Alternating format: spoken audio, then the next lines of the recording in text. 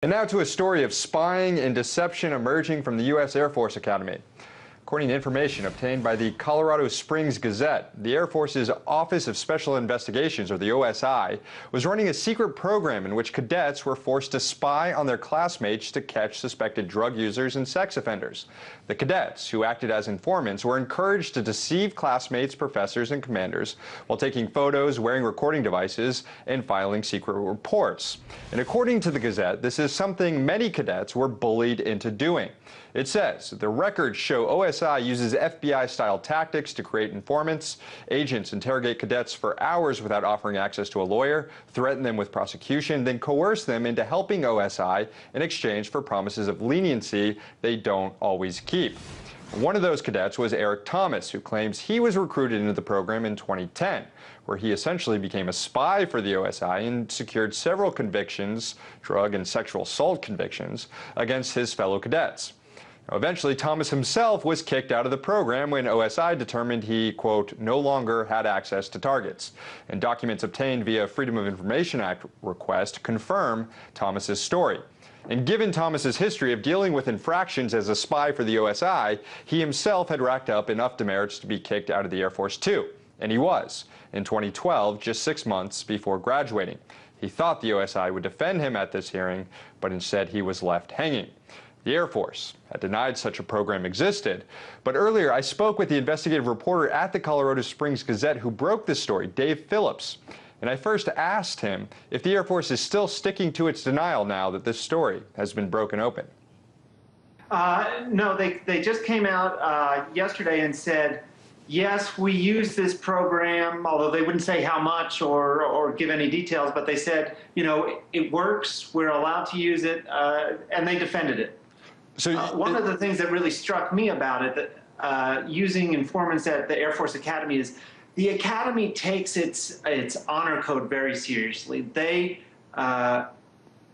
require cadets never to lie. In fact, if you get caught lying, you can get kicked out for one offense.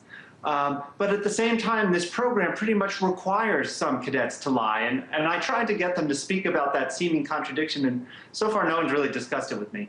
Well, we're learning of this through the case of Eric Thomas, who claims, and he has evidence that you've presented that shows that he was working within this program. He was spying on his fellow cadets, securing numerous convictions in the process before he himself was kicked out of the Air Force, and he was recruited after he got in trouble. As far as you know, does this program within OSI target people who are already in trouble? Have they ever picked up any clean cadets and asked them to join the program? Well, what we know about what cadets they've had contact with is very, very limited.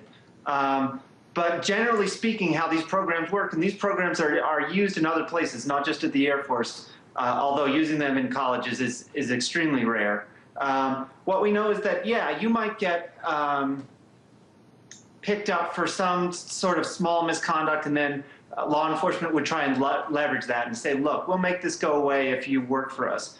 Now, generally within the FBI or within law enforcement, they pinch small-time people to try and get bigger people. So you get the drug user so you can try and learn who the drug dealer is or something like that.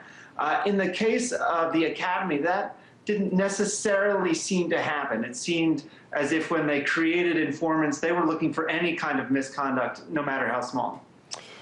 What happens to other OSI informants? Eric Thomas was kicked out here. You've spoken with other former informants. They provided some statements to you in this piece. It's almost as though once you get recruited into this program, you're on your way out of the Air Force. You're going to be kicked out eventually when you no longer used to rat out your fellow cadets. Is that kind of the way this works?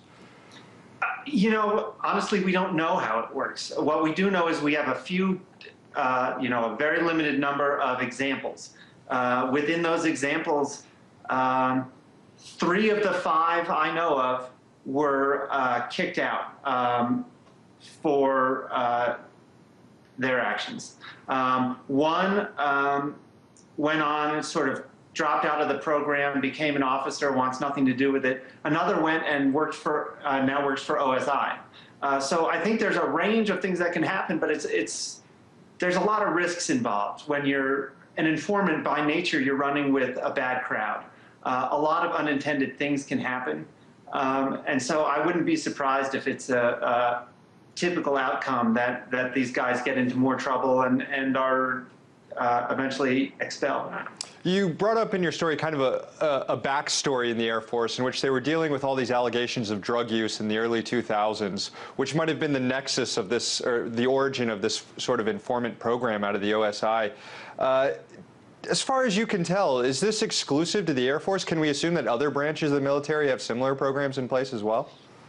Well, that's really a tricky question. So yesterday I got statements from both the Army and the Navy saying that they do not have programs of this type. The question is, are they telling the truth? I imagine if I had asked that question to the Air Force, a month ago, their response would have been the same. So officially, no, there's no other programs like this. Unofficially, I'm not sure. What happens to Eric Thomas now? Your article has kind of dragged this program into the light. As you said, the Air Force is now fessing up that this program actually existed. Have any of these new documents that you received through FOIA requests and everything, can they allow Thomas to have any recourse to what happened to him? Well, what Eric Thomas wants is just to get his diploma from the academy and get his officer's commission and have a career in the Air Force. He said that's all he's really ever wanted to do.